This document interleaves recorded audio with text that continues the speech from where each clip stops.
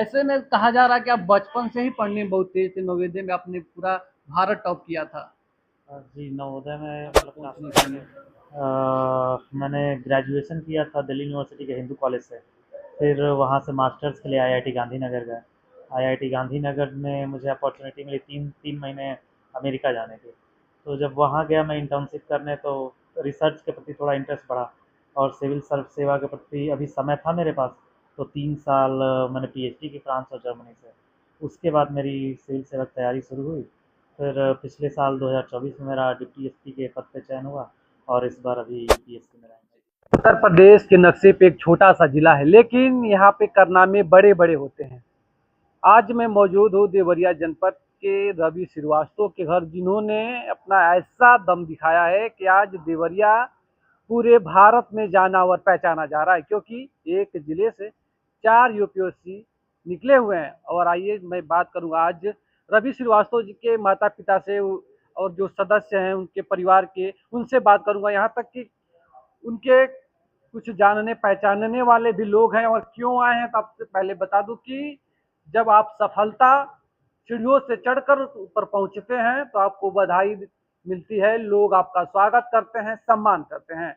ऐसे में मैं बात करूंगा कि आज जो सफलता मिली है तो किस तरह से आप लोग देख रहे हैं।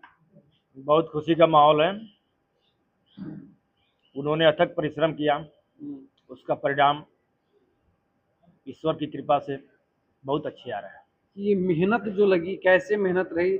और देखा जा रहा है कि देवरिया जैसे शहरों में लड़के आजकल सोशल मीडिया पे अपने आप को दबंग दिखा रहे हैं, तो कुछ अपने आप को बाहुबली दिखा रहे हैं। वहीं रवि जैसे लड़के पढ़ के वैसे उपाद मचाने वाले लोगों पर शिकंजा कसते हैं। रवि श्रीवास्तव का जीवन चरित्र बचपन से शिक्षा की तरफ रहा है।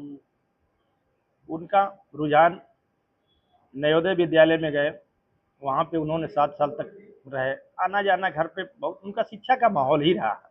हमेशा बाहर रह करके शिक्षा ग्रहण किए और लगन से कठिन परिश्रम करके अच्छे रुझान, शुरू से ही उनके रिजल्ट भी बड़े अच्छे अच्छे आते थे। ये चाचा जी हैं और चाचा जी की आंखों पे देखिए आंसू निकल रहे हैं, ये खुशी के आंसू हैं। इस आंसुओं को देख लीजिए गौर से, क्योंकि ये वो खुशी है कि इसे आप शब्दों में बयान नहीं कर सकते हैं। ये आंसू जो निकल रहे हैं, क्या चाहते हैं इससे कि हर एक माता पिता ऐसे कामयाब बच्चों को देखें। हर माता पिता को अपने बच्चे को सही गाइडेंस करनी चाहिए, कभी उनके अंदर निगेटिव ऊर्जा नहीं देनी चाहिए। मनोबल शिक्षा के प्रति, उसके भविष्य के प्रति सही दिशा देनी चाहिए, उसमें उसको कमजोर नहीं करना चाहिए। ये रवि श्रीवास्तव जी के बड़े पापा हैं, जो पूरे परिवार को लेकर चले हैं। आज उसका फल मिला है, क्या कहेंगे। नमस्कार। नमस्कार। कैसा अब लग रहा है कि आपके परिवार में जो आपने सिंचाई की थी, जो पौधा लगाया था, आज फल दे रहा है कि पूरे भारत उसे गौरवान्वित हो रहा है। ये इससे अपार हर्ष, इससे अपार खुशी और क्या हो सकती है। हमारा बच्चा इस मुकाम तक पहुंचा है, बहुत बड़ी बात है। और इसमें गार्जियंस का, गार्जियंस के मोटिवेशन का साथ साथ यह बच्चा शुरू से, अब आप सोचिए, जो बच्चा नवोदय में जाने के बाद, नवोदय के जो हमारे ऑल इंडिया के 85 या 95 कॉलेज है, ऑल इंडिया का टॉपर है। अच्छे बचपन से ही पढ़ाकू थे, अच्छे थे। हाँ, शुरू से इनका रुझान रहा। साथ में डीयू में गए, डीयू में भी तीनों साल ग्रेजुएशन में इनकी पोजीशन लगभग टॉप टॉप 1 2 3 में ही रहे। उसके बाद गांधीनगर आईआईटी गए, वहाँ से मौका मिल गया इनको यूएस जाने का। 3 महीने वहाँ रहे, वहाँ से इनको पीएचडी करने का एक ऐसा मार्गदर्शन मिला कि इन्होंने इनका रुझान उधर गया। उसके बाद फ्रांस से पीएचडी किए। पीएचडी करने के बाद जब यहाँ पर आए तो सबका ये एम था कि बच्चे को हम इस टाइप से ये गाइडेंस दें कि ये बच्चा सिविल सर्विस में जाए। तो ये इन्होंने तैयारी करनी शुरू की और हमें सफलता मिली। ठीक है। ये पिताजी थोड़ा सा आगे आ जाइए। आज आप जिस तरह से अनुभव कर रहे हैं कि आपके जो बच्चे हैं आपके सपने पे खरे उतर रहे हैं, आखिर आपका सपना किस तरह से रहा, क्या रहा? देखिए, हर परिवार का, हर गार्जियन का एक सपना होता है अपने बच्चों के प्रति अच्छे हों, चरित्रवान हों, मेहनती हों। ये सब गुण उस बच्चे में पाया गया और उस तरीके की उसको दिशा दी गई। आगे भी जो है उनको मैं प्रयास करता हूँ कि सही दिशा पर हों, भटके मत। क्योंकि आप भी सरकारी नौकरी में ही रहे हैं, लेकिन देखा जाता है कि जिनके पास पैसे होते हैं उनके बच्चे गलत लाइन में चले जाते हैं, लेकिन आपने इनको कैसे गाइड किया कि आज ये देवरिया सहित पूरे देश का नाम रोशन करे, यूपीएससी जैसे बड़े पेपर को क्रैक किए? हम छोटी सी नौकरी में बच्चों को जहाँ तक हो सका उनको जो सुविधा की चीज़ें थी उपलब्ध कराने का प्रयास किया। दूसरी चीज़ कि मैं कभी अनावश्यक उनको भटकने नहीं दिया, ना अनावश्यक पैसा था कि उनको दे कि वो कहीं इधर उधर सोच पाए। हम उतना ही व्यय करते थे जितना कि उनकी आवश्यकता है। इसलिए हमारे बच्चे सही रूटीन पे समझे। सबसे बड़ी बात कि वो समझते थे कि पापा एक छोटी सी नौकरी में है और सबको एडजस्ट कर रहे हैं, तो हम लोगों को उस हिसाब से चलना है। ये हमारी सबसे बड़ी। आपके कितने बच्चे हैं? 4 बच्चे, 4 में से सबसे बड़े हैं रवि। सबसे बड़े रहते। अब तीन लोग जो बचे उनके लिए क्या आपने सपना सजो के रखे हैं? वो खुद अब अपना भविष्य तय कर रहे हैं। हम चाह रहे हैं कि सभी बच्चे उनका अनुकरण करें और वो जितना परिश्रम किए हैं उससे बढ़ के परिश्रम करें। ठीक है। और आइए बात करते हैं रवि जी से, उनकी माता जी भी हैं और लोग भी बैठे हुए हैं। आप आज कैसा लग रहा है? बहुत अच्छा हमको महसूस हो रहा है कि मेरा लड़का मतलब क्या कभी सपना था? जी हाँ, बहुत सपना था हमारा कि हमारा लड़का आज आगे सपना बढ़े। पूरा हो गया। जी जी जी, पूरा हो गया। ठीक है। आइए माता जी है, रवि से बात करते हैं जो देवरिया जनपद के लिए एक गौरव और एक मिसाल बन गए हैं। ऐसे में कहा जा रहा है कि आप बचपन से ही पढ़ने में बहुत तेज थे, नवोदय में आपने पूरा भारत टॉप किया था। जी, नवोदय में मतलब क्लास 6 से मेरा एडमिशन हुआ था। हाँ। फिर जब क्लास 12 का रिज़ल्ट आया, तो ऐसा मुझे बताया गया कि जितने नवोदय हैं इंडिया में, उसमें सबसे ज़्यादा मार्क्स थे। तो क्लास 12 में मैंने मतलब पूरे इंडिया के सारे नवोदय टॉप किए हैं, ऐसा बताया गया था।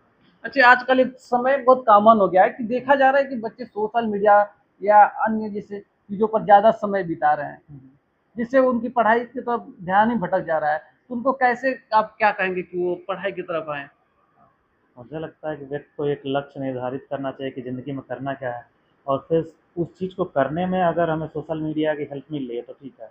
बाकी टाइम वेस्ट करने का कोई फ़ायदा नहीं है।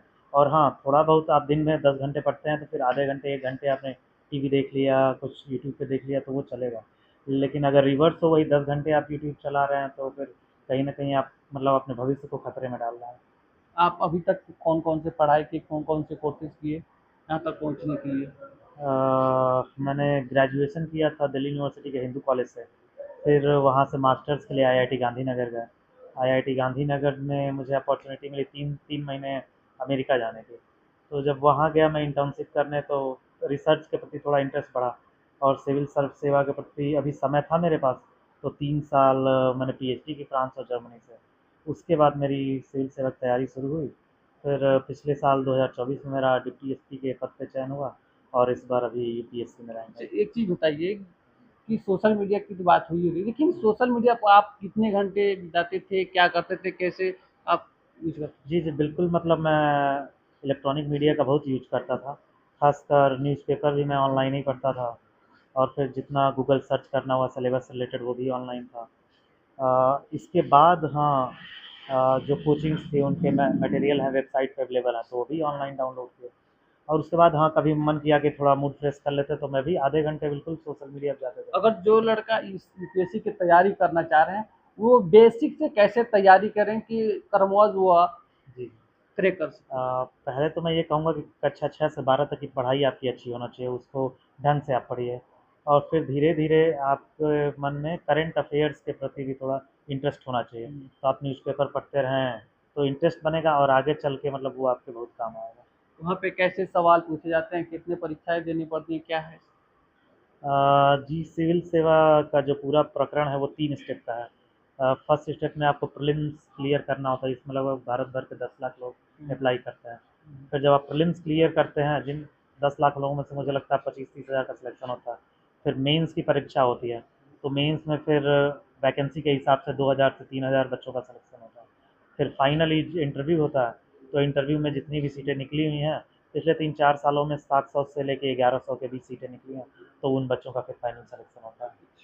ठीक है, अब मैं ये जानना चाह रहा हूँ कि अब देवरिया जनपद के जो बच्चे हैं उनको कैसे गाइड किया जाए कि वो भी आगे जाकर सिविल सर्विस हुआ तमाम जैसे शिक्षा उसमें जाएं, संस्था में जाएं और देवरिया का नाम रोशन करें। एक तो अभी गवर्नमेंट ने एक स्कीम चलाई है, अभ्युदय स्कीम। उस स्कीम को थोड़ा अगर और एक्सपेंड करें तो ज़्यादा से ज़्यादा कैंडिडेट से कनेक्शन हो पाएगा, वो सीधे ऑफिसर से सिविल सेवा की तैयारी की पढ़ाई कर सकते हैं। उसके बाद जो लोग सेलेक्ट हुए हैं, जैसे इस बार हम लोगों का सिलेक्शन हुआ है, इसके पहले जो हमारे सीनियर सेलेक्ट हुए हैं, उन सब की स्टोरीज इस इलाके में फैलेगी, तो बच्चे ऑटोमेटिक उसको देख के मोटिवेटेड होंगे। और एक होता है कि पढ़ाई अगर अच्छी रहती है तो भी इंटरेस्ट आता है सिविल सेवा में जाने के लिए।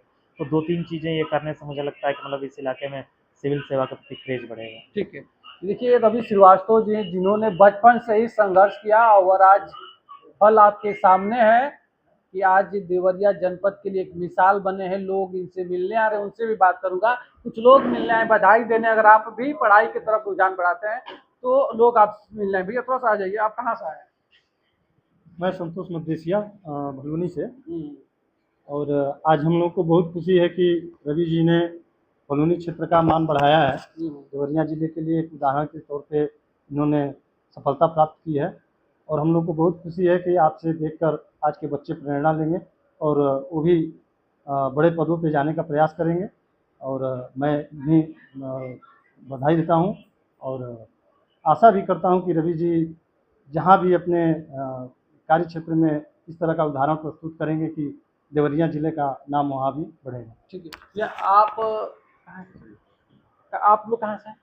हम भलुनी से हैं। अच्छा, जब हम लोग सुने कि भाई हमारे क्षेत्र का लड़का ये रवि श्रीवास्तव जो हैं ये यूपीएससी मतलब 791वां रैंक प्राप्त किए हैं, तो बड़ी खुशी हुई। और हम लोग उनको बधाई देने के लिए आए कि भाई ये ऐसे ही प्रोग्रेस करते रहें और क्षेत्र के बच्चे भी इनसे प्रेरणा लें, इंस्पायर हों और वो भी अपनी पढ़ाई में ज़्यादा से ज़्यादा ध्यान दें और आगे बढ़ने की कोशिश करते रहें और ऐसे सम्मानित पोस्टों पर पहुँचें। ठीक है, ये है शिक्षा। अगर आप शिक्षा ग्रहण करते हैं तो आप कहीं पराजय नहीं होंगे। कहीं भी आप जाएंगे, आप हर जगह एक शेर होता है ना जो जंगल का राजा, वैसे दहाड़ते रहेंगे। तो मैं आपसे कहूंगा कि आप भी अगर पढ़ाई कर रहे हैं, तैयारी कर रहे हैं, तो आपको सिविल सर्विस में जाना है, जहाँ भी जाना है आपको पूरी क्रम वाइज उसकी तैयारी, सिलेबस कैसे पढ़ना है, सारे चीज प्लानिंग करना होगा, तब जाके आप अपने लक्ष्य तक पहुंच पाएंगे।